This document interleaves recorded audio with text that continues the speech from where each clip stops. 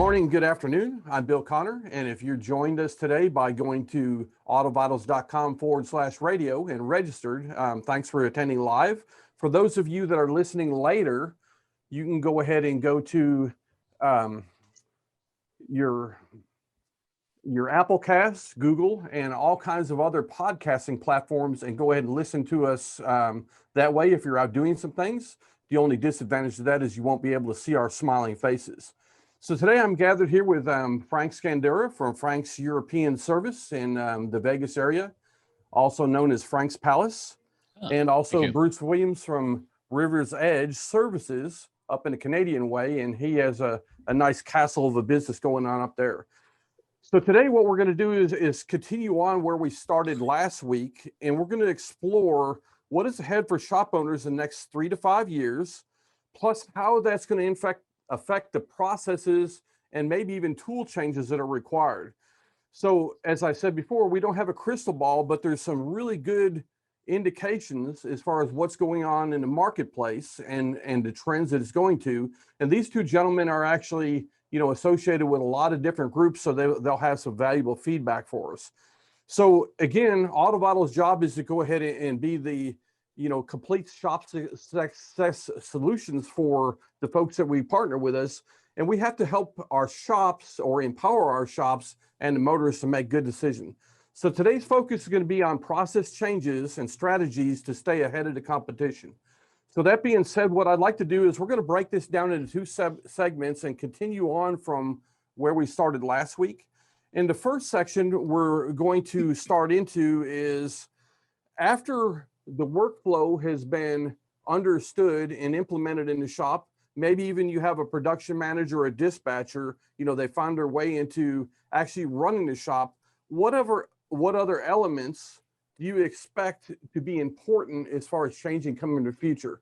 So for example, we've got a lot of struggles when it goes on to parts, both pricing, availability, scheduling, and so on, and also productivity, and we've got some changes going on where, we started talking about staffing and so on.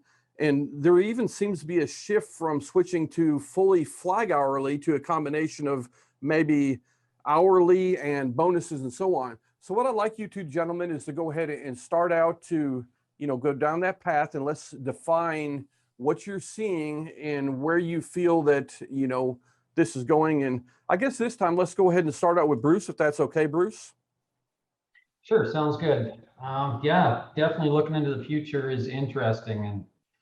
And we've been doing a lot of that here as a team in the shop, really focusing on how we're going to retain our customers 5, 10, 15 years ago, and how we're going to manage repairing, servicing their vehicles as well. And the biggest part of that, I had to increase my front end team to make sure we have enough time to be able to have all those important conversations with our customers.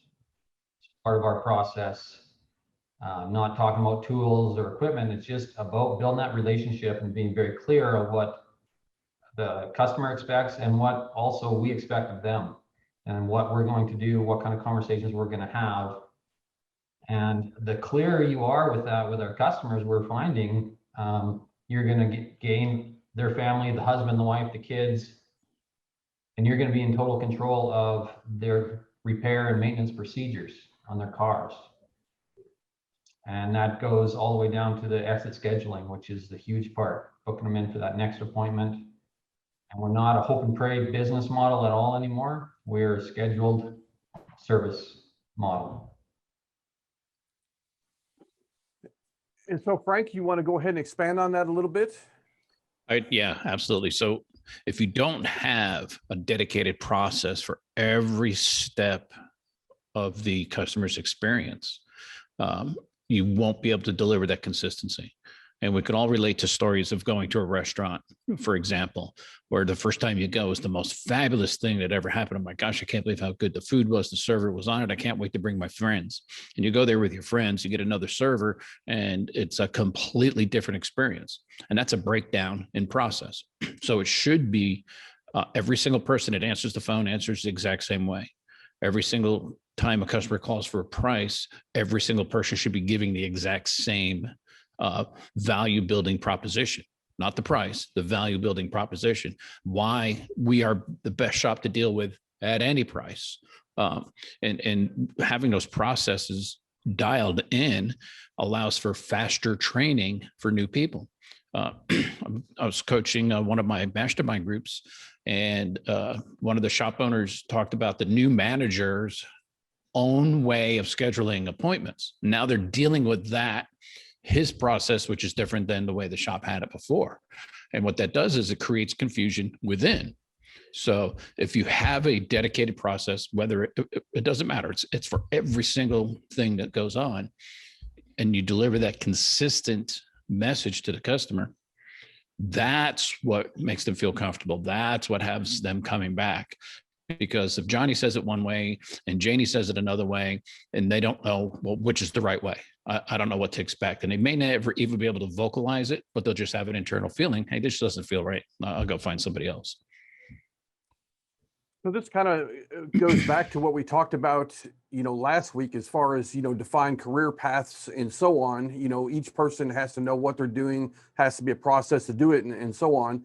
And so do you find that, let's go ahead and take, some of the things that we've had to deal with in the past as far as, something as simple as, converting that phone call that comes in, to the shop inquiring about your services. Do we handle that a lot differently than we do now? Do we control the conversation, do it differently? Or do we say yes to everybody that actually calls on the phone? Or do we go ahead and, instead of saying yes, do we go ahead and substitute maybe I can and tell them what we can do for them? Who's up? Bruce? Yeah, sure. Definitely. Qualifying your customers, 100%. Having that real conversation, like you said, this is what we can do for you. This is what we can't do for you. Sometimes customer's not a customer for you. Sometimes customers for somebody else. But taking the time to have that conversation with them instead of just saying, yeah, sure, bring it down. We'll check it out. We'll look at this. We'll do that. Explaining the value that you can deliver for them, regardless of the repair, will pique their interest and they'll want to come and actually see your facility and meet you face to face and get a feel of what your shop looks like and your systems and procedures, for sure. And not only that, it's important to communicate your process. Yeah, absolutely. And it's like you can hear any one of my advisors saying we are a digital shop. We're going to do a thorough inspection. We're going to be sending you pictures and links to information so you can make an informed decision, and setting that up right out of the gate, and letting people know this is why I need your cell phone number. This is why I need your email address, right? Because we're like 100% email and cell phone capture rate for that reason, because it's part of our process.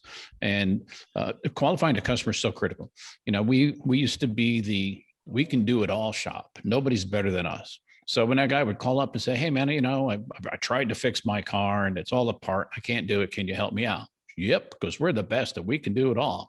And then you end up in an absolute nightmare that you accidentally got married to when you were drunk and you can't get out of the relationship now, right? It'll cost you $1 million. So qualifying each individual situation based on your model is critical to not only your success, but the quality of service you can give the customers who are less vocal, right? Because, if we look at here's our range of customers from 0 to 100. The bottom 20 are the troublemakers that constantly suck the life out of us. The top 20 are the most profitable and the ones we seldom pay attention to because they're the quietest.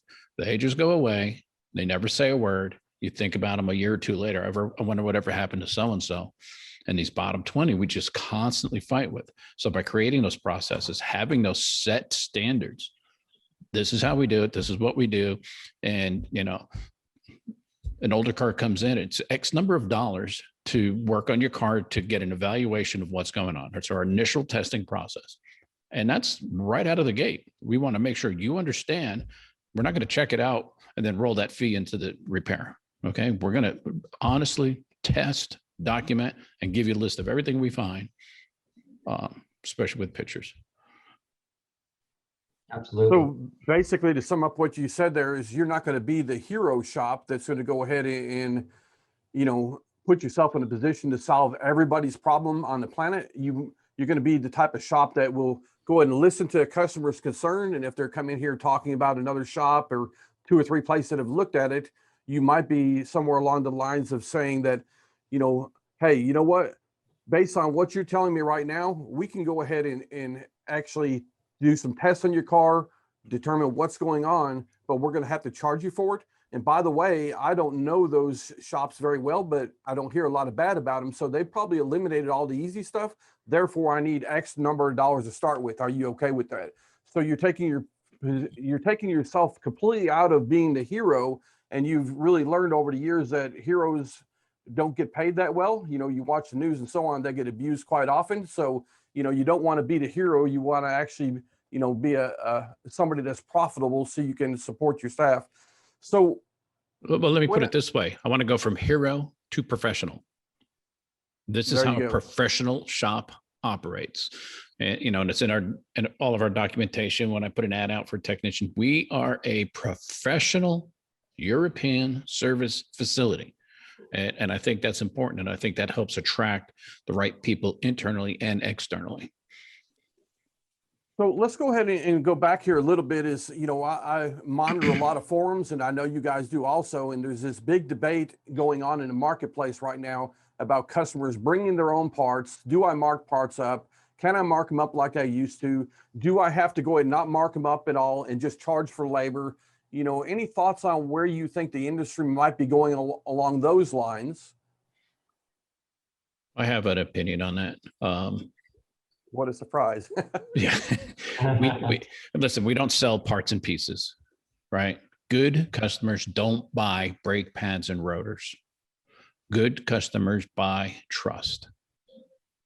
And that's what my goal is, to build that relationship of trust. So when I have a line item on the repair order that says perform complete brake service on the front wheels, which includes blah, blah, blah, blah, blah, blah, blah, blah, blah, and a total price for that is listed, not $19 for a brake pad sensor, not $16 for the brake cleaning kit, not $99 for the brake pads. And that builds value, right? And then our warranties build value. Parts quality problems are an enormous issue. There are so many counterfeit parts coming across.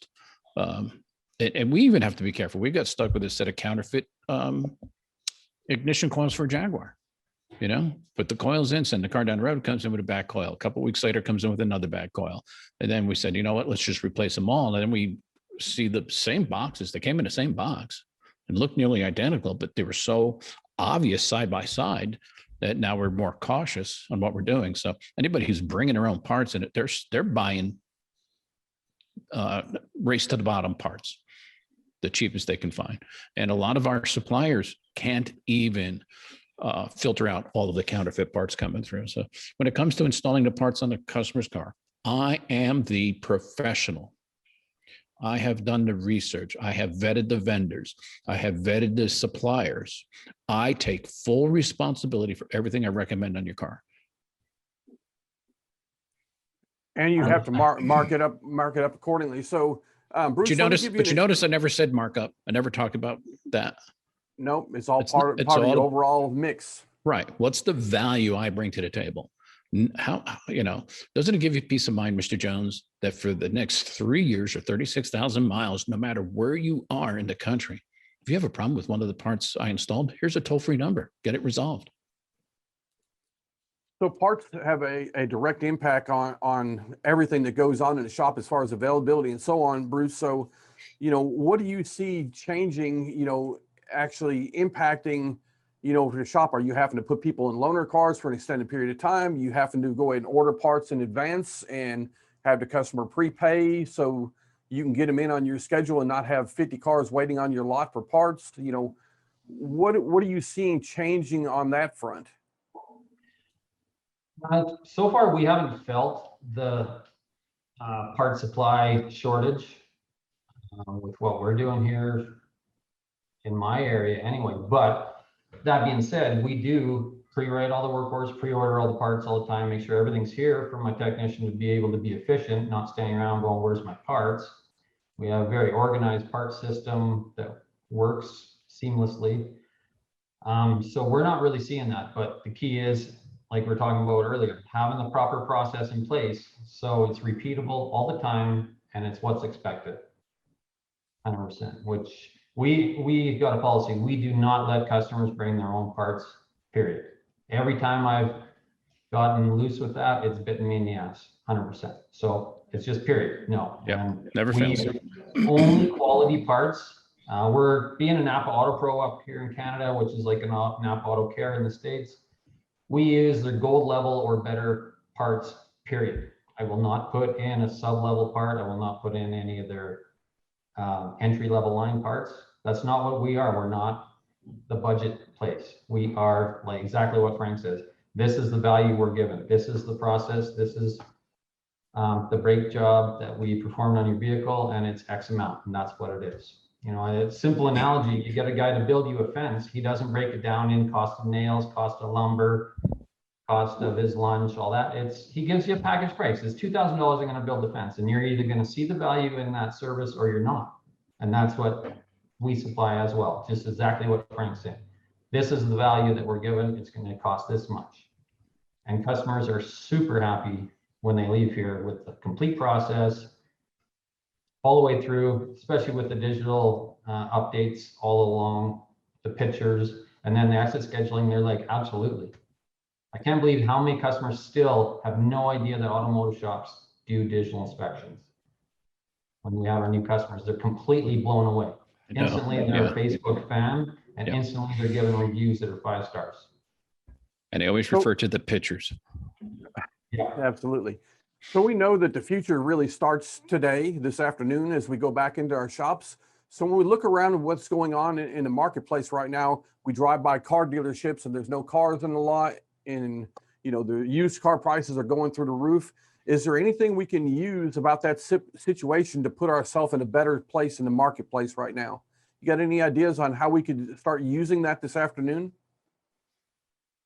Well, marketing the value of your used car and maintaining it well, because you can't just go and buy a new one, like you said, as easily as you could before. So keep that car, save money, keep it in tip-top shape, and you don't have to worry about the shortages of cars on all the dealership lots.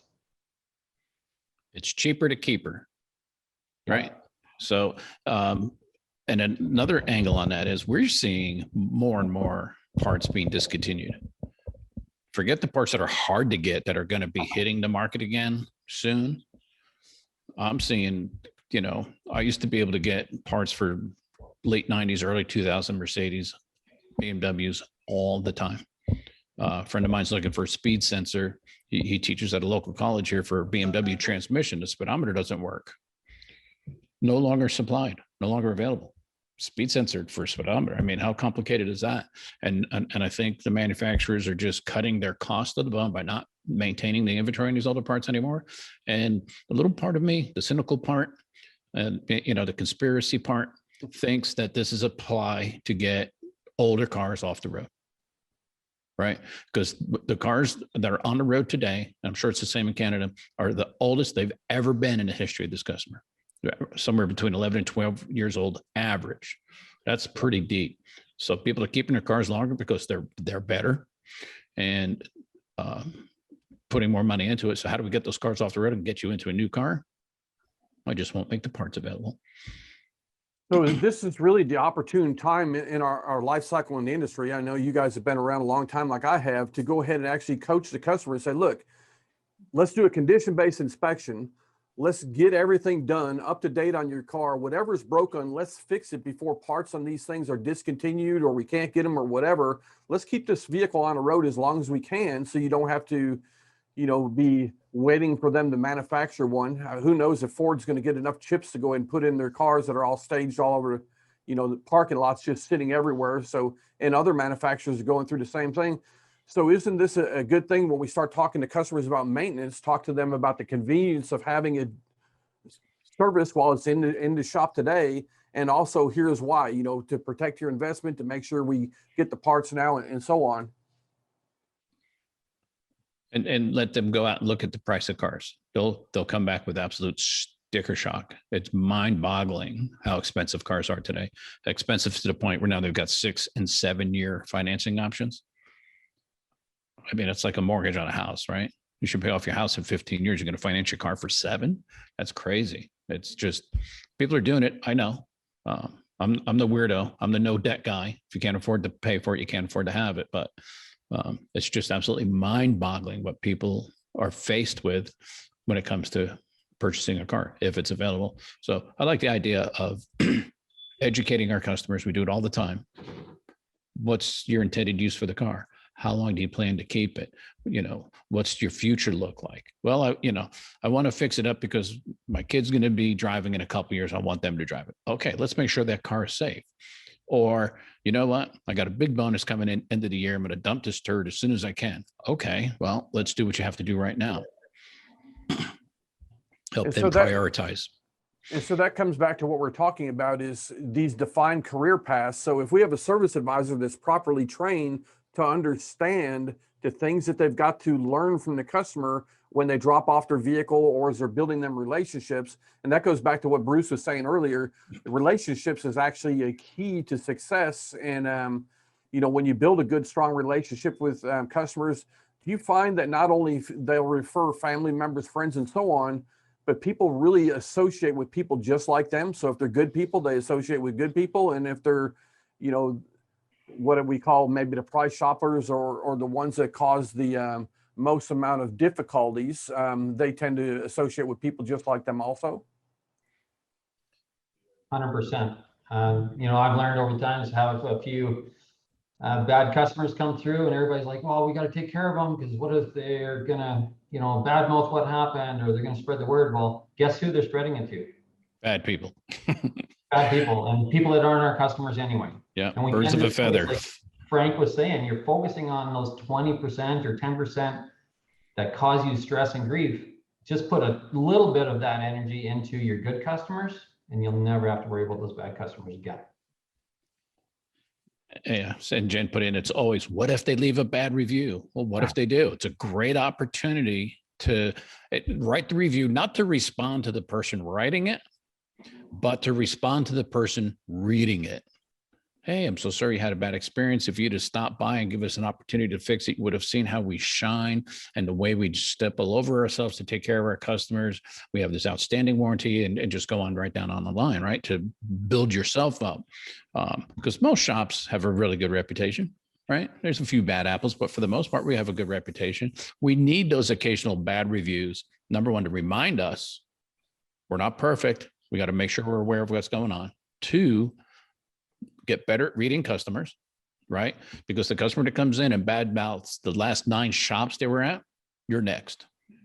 And if you think you can overcome that, you're crazy. And then, and just shine. So what if they leave a bad review? Oh, well, even though I take bad reviews very personally, it hurts. I think everybody does. So, but the job of a shop owner or any business owner for that matter is to take that adversity and turn it into an opportunity. So, Bruce, when you respond to reviews, good or bad, do you have a tendency to go ahead and if it's a bad review, do you just kind of take ownership of it and ask them to contact you directly, or what would be your thought process on it? Yes, that's exactly what I do. I respond personally, ask them to contact the shop, or when the best time that I could actually have a face-to-face conversation with them to see if we can resolve whatever issue there was and move forward. And out of, I think we've maybe had 3 bad reviews in the last year. Not one of them has ever contacted me back.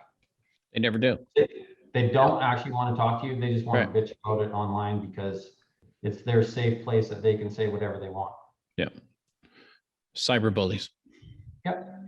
And as far as the positive reviews, we always respond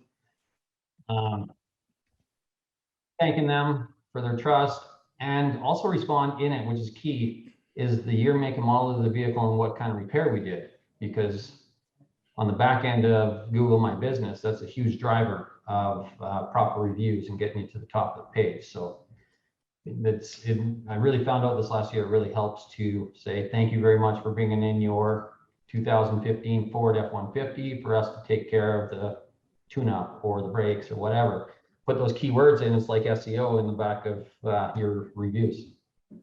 So that's a process somebody could go back to the shop today and start implementing, and it's very easy to do, and it has a good return on investment over time for sure. Huge, it's free. And don't be scared of the occasional bad review. You want to turn it into opportunity by letting people know that might trip across it, that you really care about your customers and that you're looking to solve it rather than, just leave it stay out there, not responded to. Absolutely. Even when I'm looking at products online or whatever, when I look at reviews and they're bad, I always read why and how. And if the company has responded in a positive way, I can take that with a grain of salt. And I can understand that there's two sides to every story. So it's definitely responding is the key. There's three sides to every story. His, hers, and somewhere in the middle is the truth. And it's not that somebody's lying, it's their perception of the events. So when we talk about productivity, we know there's a shortage of staff out there in the marketplace. And we also see shops all the way across the country that their productivity for their employees is a lot lower than what it should be. So what processes can we change in the shop to go ahead and actually get productivity up? I know that, making sure they're not doing repair orders that are $200 a piece, because I don't think that you could even afford in a professional shop environment to write a $200 repair order anymore. So what are some things that they can take back to their shop and do to, work on increasing that productivity and, bearing in mind that at a certain point in time, we may all be forced into, hourly plus bonus pay structures? Well, I know, like I mentioned before about the simple thing like a part structure, but it's right from start to finish. Being service advisor, being prepared, pre-writing work orders, getting as much information from the customer as possible, looking at all their deferred work, talking to them about it. What kind of add-on can you do today? Hey John, you're in for brakes today, but I notice you're only about 1,000 kilometers away from doing your next oil service. Why don't we do the oil service today while it's here as well? Saves you another trip back to the shop. And in the back end, it actually adds another hour to our labor in the back, which now my tech only has to do 2 jobs instead of 3 or 4 jobs that day. So really taking the time to look at all the potential service, deferred service, and having a good conversation.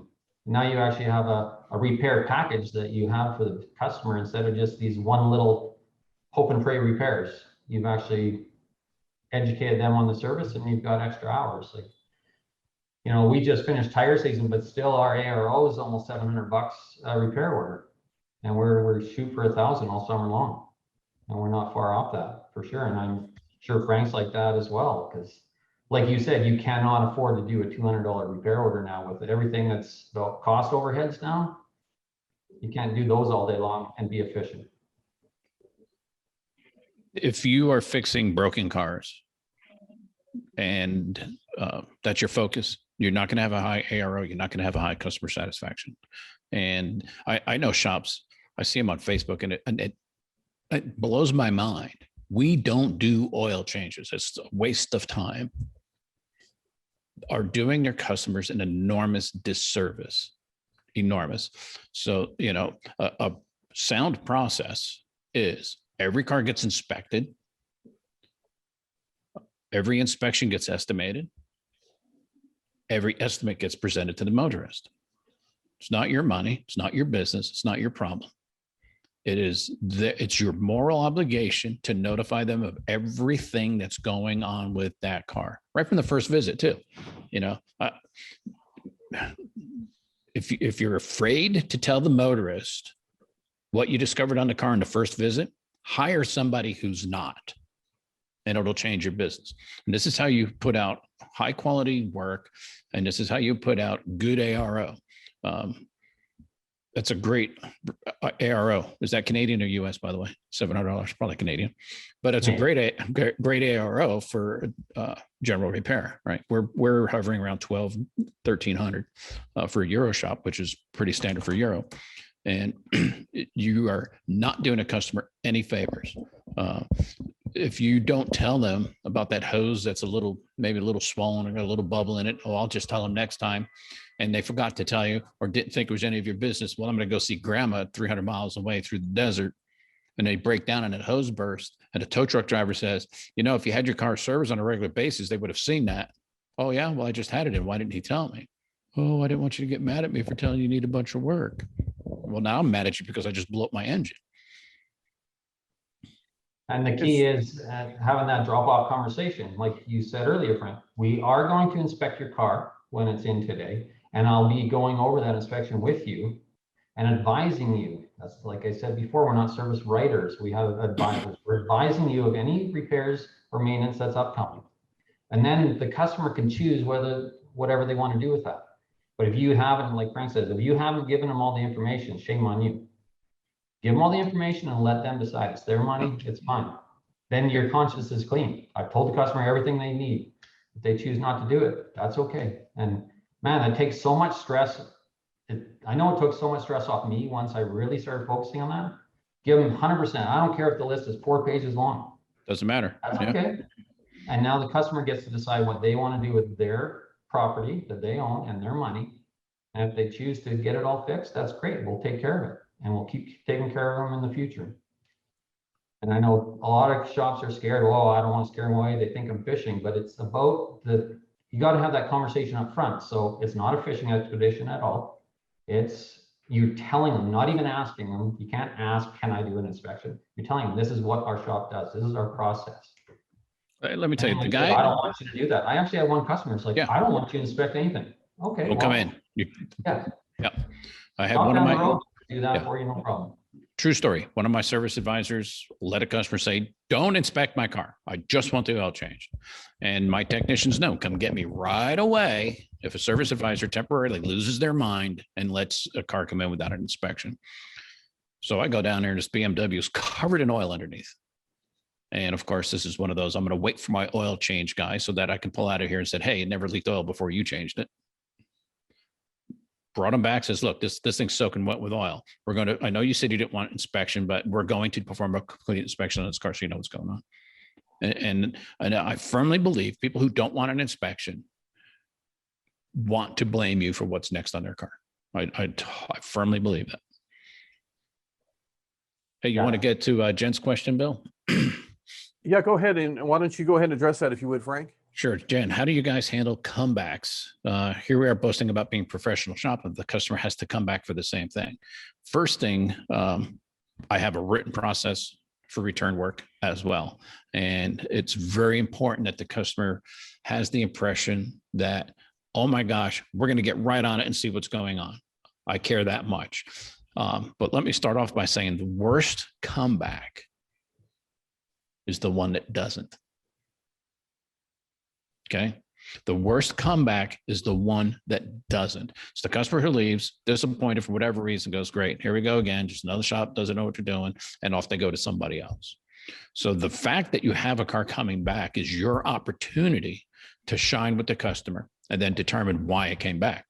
In my shop, is 1 of 4 reasons a car comes back: parts failure, service advisor failure, technician failure, customer failure, right? So if the parts failed, all right, that's not too hard to overcome. That's what the warranty's for, and do what we have to do to make it right. Did the service advisor fail? Did he not write down on a repair order everything the customer said? Did he not present everything on the inspection to the customer?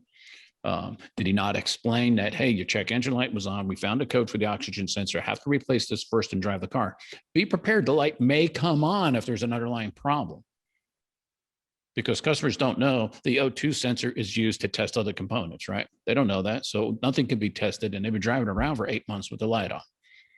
So that's customer education. And maybe it's just the customer's expectations, right? Hey, I brought it in for the check engine light and it should never come on again for as long as I own the car. What did you do to my car?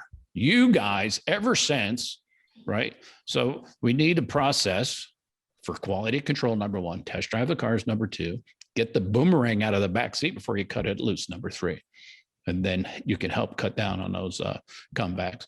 But when a customer's perception is, I've brought it back for the same thing, we didn't verify it correctly, a bad part, something happened. So if that's happening a lot in your shop, you got to zero in, right? And determine. One of the most common comebacks is noises. If you don't have somebody getting in a car and verifying a noise with a customer before they leave, you're opening the door for not fixing the noise the customer hears, for fixing the noise, and you're going to fix the noise the technician hears. Period. So what can you do to prevent it from coming back? That's got to be your focus, and be grateful it comes back. Show excitement to the customer, show appreciation. Thank you so much for giving me an opportunity to make this right. And that's exactly correct. Treat it as an opportunity. So let's wrap this first section up and kind of review here. You know, we've determined relationships with the customer is key. There has to be a process for everything that goes on in the shop. If there's not, and as Frank would spell out here, it probably needs to be a written process, so that way it doesn't get deviated from. We have to explain the process to our staff and also the customer. And then if you explain your process to the customer, you better damn sure live up to it. And the next thing is don't be a hero. So, you know, those are what we have from that. And what I'd like to do is move on to a second part here and focus more on, you know, what is you see is going on with the customer, motorists, true motorists interactions for now and in the future, maybe related to pickup and delivery. Do we need to pick up their vehicles and get them back to them? You know, what are we doing to communicate with the customer? Do they need to be able to communicate directly from your website to the internal chat? How about online estimate approval? So these are all things that are changing and morphing into the industry. So, you know, why don't we go ahead and expand on some of them a little bit? A couple of things that we implemented, obviously due to COVID, text to pay, contactless pickup and drop off. The only thing that we're working on right now, we haven't fully got, is our diagnostic checklist sheets. I'm trying to make them digital right on my website, so the customer can go in, just like if you have to fill out something for the doctor or dentist, you can go right on the website, fill it in and submit it, and it comes through electronically. That's our next step we're in the process of building right now. Just due to COVID, contactless, and finding it actually convenient for customers. You're like, oh, I can pick my car up at 8 o'clock tonight. Perfect. Keys will be in lockbox number whatever. Here's the code. Text to pay payment. So those are a couple of things that we've implemented this year for sure that really help. So are things like loaner cars and, you know, the need to go ahead and be able to schedule Uber drives for your customers and stuff, are these all things that are happening and being driven by the consumer, or is this just by COVID and now we're just trying to make sure they stay in effect afterwards for the convenience factor? So I'm weird. I was doing all that stuff before the pandemic, right? And it's because I always want to find a way to be able to deliver an exceptional experience to the customer. And we were picking up and dropping off cars for years. We were locking, back in the old days, you used to be able to lock a key in the car. Right now with smart keys, it won't let you do it on some cars. So that's when we got the little lock box out there. Your locker number's 3. Here's your code. Go ahead and retrieve your key. And COVID just helped get that message across to more people for us, right? So that when it became, well, here's an option for you that you may not know that we've always been doing. And it allowed us to not have to explain why we don't want you waiting in the lobby anymore. We've always been against waiters. And, you know, the fact is, customers waiting for their car, whether they're standing in front of my service advisor saying the car's been out in the parking lot for 5 minutes, you haven't looked at it yet, or they're at home, or they're at work, or they're at the grocery store, or at the movies, no matter where they are, they're waiting for their car. So we want to make it as comfortable as possible for them. And we're not afraid to tell them, you know, an oil change takes between 3 and 5 hours. I'll put you down for 5. You don't want to wait here for 5 hours. Well, why does it take so long? Let's go over it again. It's going to get a complete inspection. It's going to get the service performed. If there's any service needs, I'm going to make you aware of it. The car's got to get washed, vacuumed, and cleaned the windows. It gets test driven by the technician. Then I have a final test drive by my quality control technician just to make sure everything's okay. So that's our process, and that's why it takes so long. So, you know, our digital process has always been to go ahead and send the inspection results to the customer after the estimate is completed. And we see a lot of shops out there, due to the different new POS systems out there, sending the inspection results and the online approval for the estimate at the same time. What do you think about that practice? Is that you got a definite opinion there, Frank? Yeah. So our estimates tend to be very large. It's not uncommon to have a $3,000 or $4,000 estimate. So if you present the customer with blah, blah, blah, $900, blah, blah, blah, $1,200, blah, blah, blah, $67, blah, blah, blah, $92. They're looking at the numbers. They're going, oh my gosh, I don't know what I need to do. Oh, wiper blades, I understand that. Let me approve that. So what I've learned is it's more important to continue to review the inspection with them. Do you see the picture? You see where the arrow is? Do you see this picture? Do you see where the circle is? Do you see this picture? Do you see where this is where it's leaking? This is where it's broken. This is where it's fuzzy. This is where it's not fuzzy. Then I can present them. And let me just tell you, if we did everything, it'd be $6,250. Well, I can't do everything. No, I didn't think you could, but let's go over it and see what we really need to do now. Right. So I'm giving the customer an opportunity to digest what I said. I'm giving them an entire estimate, because anybody who says, well, the fan belts are $190, the brake pads are $299, and this is that, and never gives them a total, they'll remember one or two numbers and they'll come in and they'll see that $1,200 bill and go, man, I thought it was like $299. What happened here? I didn't approve all that. So again, the process with the motorist. Then after all of that, well, we will approve, and we use Shopware, and we will approve what the customer approved on the phone, then send it to them so they can have an eye on it and review it. Otherwise, it's too confusing. In my opinion, we're taking away that value building, that relationship building, by reviewing and answering questions live. Do you do the same thing, Bruce? Would you ever consider sending the estimate along with the inspection result, or you do it the same way? You want to have a consultation with the customer, answer their questions, and then, provide them with pricing type information? We do the exact same way. Yeah, send the inspection, monitor when they've looked at it through the auto vitals, and then call them, go through it with them, make sure they fully understand, and then we present the estimate to get the repair done. Same thing as a package price. And then exactly what Frank said, if it's like, oh, we can't afford that, what do I really need to do? Then we get to continue that conversation. I would never just sending the inspection and the estimate at the same time. I totally 100% agree with Frank, and it's happened. They get confused. They start looking at the items instead, and it doesn't take very long before they start ignoring everything else because they're overloaded. Go through the inspection. They don't need to know the price or anything. They need to know you need to advise them of their health of their vehicle. And that's what you're doing. You're going through it so they really understand that.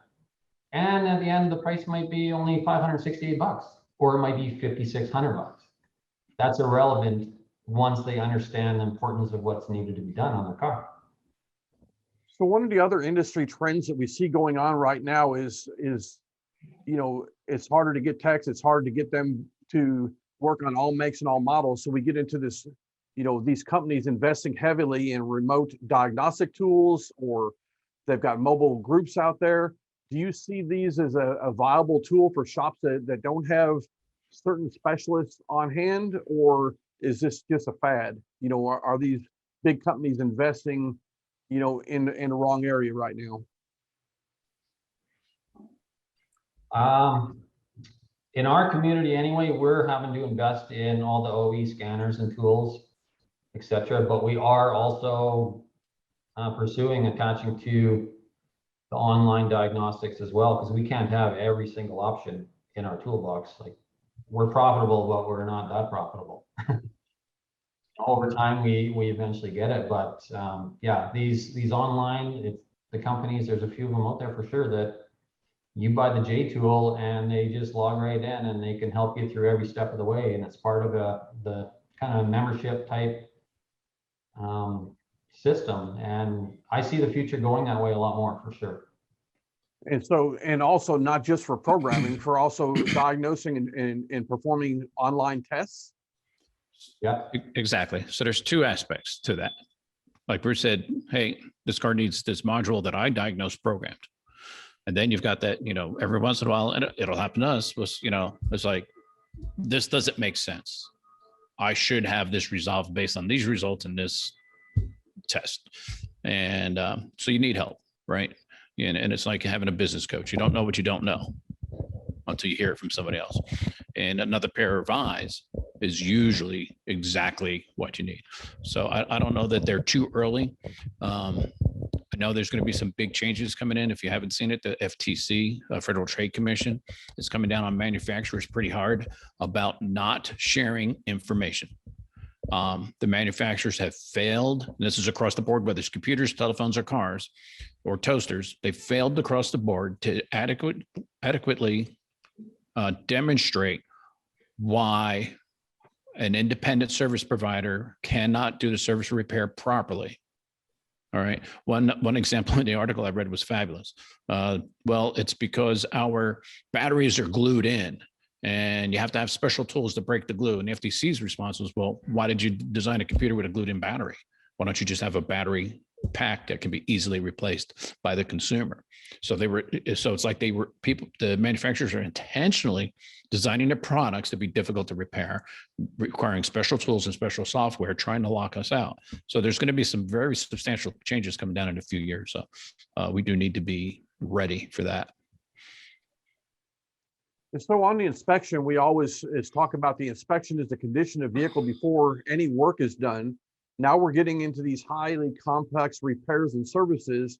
Do you find yourself going ahead and using pictures, photos, video, and stuff on the repair order section to further demonstrate or build value into what we're doing for the customer?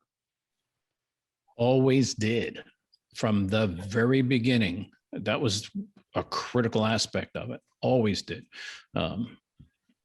We take screenshots of the scanner screen. We take screenshots of the picoscope. We take screenshots of the digital voltmeter.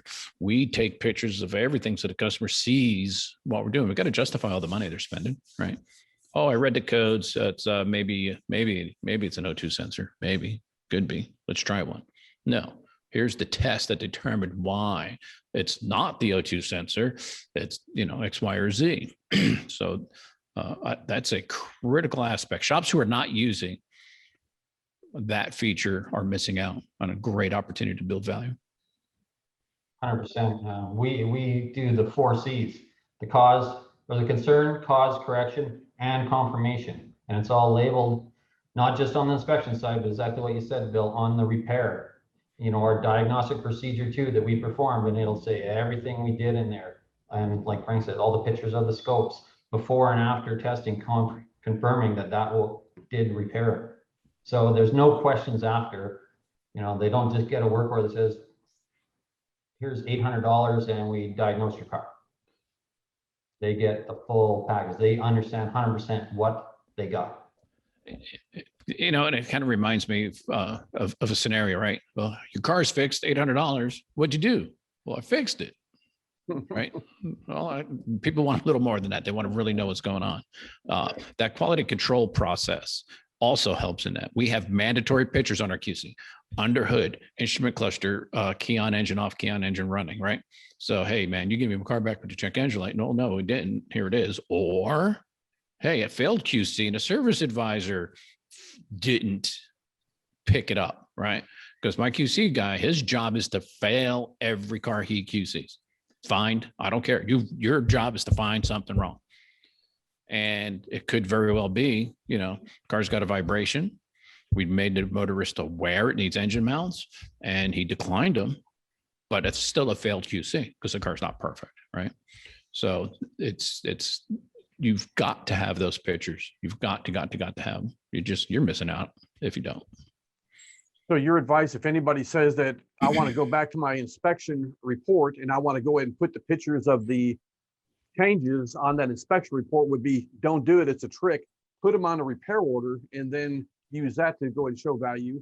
And so in the past, it wasn't uncommon for, especially your highline European owners to go to their work and brag and say, hey, I just dumped, $3,500 in my Beamer, good job, high five. Now they can just go ahead and send a copy of their work order with all the things that were done to them. So And the same thing with shops that do a lot of custom repairs, to go ahead and actually document disassembly, reassembly, show them pictures of the old parts next to the new parts. It might take a few seconds to do that, but as far as building value and demonstrating value to the consumer, that's actually a huge part of what we need to do to not only make them more comfortable, but maybe they'll share it with a friend, coworker, family member, or so on. And that's very effective too. And my guys will do that, especially when, that we had a drive shaft that had like a carrier bearing on it that just destroyed. That bearing was just destroyed. And it was really, really, really dramatic between the old and the new. And he did that. He took the picture of the old one and the new one. If there's not a dramatic difference, well, don't take a picture of an old alternator or the new alternator if the old alternator doesn't look like it's been on a car for 7 million years. So Auto Vitals, when it comes to retention, we've been repurposing the inspection results, on that next reminder for the customer, along with pictures, notes, video, and so on. Is there anything else that we can leverage them things for to go ahead and actually put the customer, even somebody that's searching for, repairs, maybe they've never been to your shop? Is there anything we can use those results for to further go ahead and leverage them? That's above my pay scale.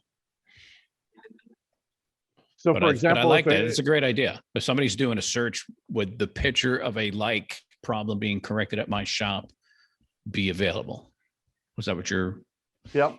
Yeah. So can we repurpose them? So, maybe they're searching for a timing belt on a Mini Cooper, or a timing chain on a Mini Cooper, and you're showing them where you successfully done it, and, pictures of maybe disassembly, reassembly, or whatever. So instead of just reviews, we're sending them reviews maybe that are on people just like them, or at least serving up the information. And again, what I'm looking for is, what can we already use that we have today to go ahead and further give you guys a unique value position in the marketplace? That's very interesting. I like that. Except the Mini Cooper example, that might cause other people to bring in more Mini Coopers. Oh, Frank, but they're an opportunity. Yeah, I get it. When you can buy a car for $3,000 or $4,000, and then the first time you bring it in, it needs $11,000 worth of work. Why you bought that car for $3,000. So it's kind of hard to help people, watching grown men and women cry. But you would still exercise your exact same shop policy. Everything Absolutely. gets inspected, it gets estimated, and gets presented. So that's all good. So anything else related to shop processes you're seeing changes? Obviously, we've got to continue to have written policies. We've got to go ahead and excite the customer and, deliver value to them in every way we can through communications and visuals. Anything else related to, actually, one of the things that we didn't touch on is when it comes to productivity, we've got this shift of pay structures that some states are actually doing, to where it's got to be hourly, and then you can have other bonuses. Do you see that happening? And do you know of ways that we can prepare in advance in case it does happen? Well, I can quickly touch, just from our experience. In Canada, we're almost 100% hourly anyway. The only ones that are flat rate are dealers. So I've only operated in independent, and I've always paid my guys hourly. I pay them well, and there is bonus structures on top of the expectations that we can do, for sure. But we pay our guys really well. So I don't really have much more to input to that, because I know in the States, a lot of shops are all flat rate. So. And I think we need to prepare for it now, right? I think it takes a lot of pressure off technicians, because, so there's two sides, right? As a shop owner, if I pay them hourly and there's no work, I'll go broke. And what I should be thinking is, if I pay them hourly and there's no work, why isn't there any work? What have I done wrong? What am I doing wrong to not have work in the shop? Training on the front counter, marketing, whatever the case may be. And then from a technician's point of view, at least he knows I can pay rent and buy hot dogs just if I show up. And if I do a really good job, I can buy a house and buy steaks. So, and that's the mindset I'd like to deliver. What can I do to help you understand here's some basic survival money, but this is where I need you to be. And then you can decide if that person should be staying in the organization or not, right? If you got a guy that can only flag 30 hours a week, he's in late every day, leaves early every day, you need to sit down and have a chat with him. Say, hey, what's going on? What's wrong? I'm worried about you when you're not here on time. Did you get in a wreck? Is something going on? Your team's counting on you. The customers are counting on you to be here for the workflow. Something wrong, right? Well, boss, I just didn't get up in time. Okay, well, this is something we need to work on. I had one guy get, real emotional with me and says, I have to take my kids to school. I can't get here at 8 o'clock. I said, wow, you know what? We can work with that. I'm not going to, have you drop your kids off at a locked gate and hope nobody snatches them before the school opens. Let's work on that schedule. Let's be a little flexible. But and those of you who don't know, you cannot pay your technicians a salary. Do not pay them a salary. It could cost you hundreds of thousands of dollars in fines and overdue overtime fees. You have to pay them hourly, you have to track their hours, and you have to pay them overtime, and their bonuses have to be calculated in the overtime. So that might be another show, Bill, if you want to go over that another time, how to do that. Got some ideas for that, but very important to be compliant with the federal laws. So the interesting thing is that, when I get into discussion with this on many forums over this same exact topic, is there's no better time to start planning for this than now. There probably will be a point in time, because we'll be driven to, because of the availability of, or the inavailability of employees to go ahead and be hourly, but to go ahead and be able to make sure that production and sales and gross profits, all these things are all tracked, where we can actually, again, it goes back to, we want to offer these guys a cradle to grave career path and different things that have to happen in the shop. So that way, they always know what's going on, what can come next, depending on where they want to get off the merry-go-round, and, just create good, solid opportunities for those in the industry. So we got about 2 minutes left. So Bruce, if you want to go ahead and, give us your takeaways that you'd like to have people go ahead and remember, and maybe even go back to their shop and start working on today. Well, the biggest things is advice I can give is set up a concrete process, start to finish in your shop, and which we didn't really touch on, which ties into everything, is measure. If you can't measure, you don't even know what you're doing. You don't know if you're making money, losing money, helping customers, advising. You've got to measure, and we have so many tools available through Auto Vitals, and also we structure morning meetings, weekly meetings, monthly meetings. Most times the monthly meetings, we get to just chat because things have run so smooth. But our morning meetings every day are set up with expectations, how we did yesterday, what we're expecting today, all our customers lined up. Here we go, let's get it done. And everybody is pumped up. When the technicians are seeing their numbers, what they produced, and it's all in a group, they're challenging each other. Even we're hourly, but they're challenging each other, and the whole team lifts up and everybody does better. So measure, measure, measure. Know what your shop's doing. You can't manage what you don't measure. Absolutely Frank, correct. if you would go ahead and kind of give us your wrap. Yeah, so total agreement with Bruce. Not only does it have to be written down, everybody has to know where it's written. They have to have access to it and have to know, if I have a question, I go here first. I don't go running over to Frank's office and go, hey, what do I do again if XYZ, right?